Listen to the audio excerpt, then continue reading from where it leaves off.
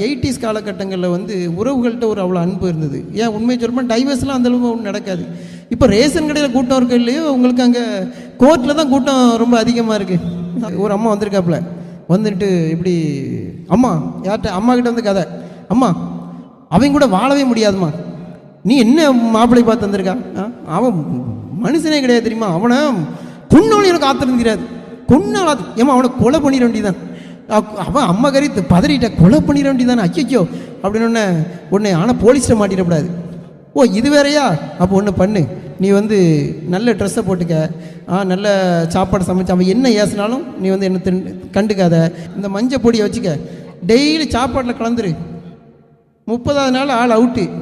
அப்போ நீ பாசமாக இருக்கனால ஏற்ற வீட்டுக்காரங்க சந்தேகம் வராது, ஐயோ அருமான மனையை விட்டுட்டு போயிட்டான் ஐயா அப்படின்னு நினச்சிருப்பான் அப்படின்ட்டு கொடுத்துருக்காப்புல.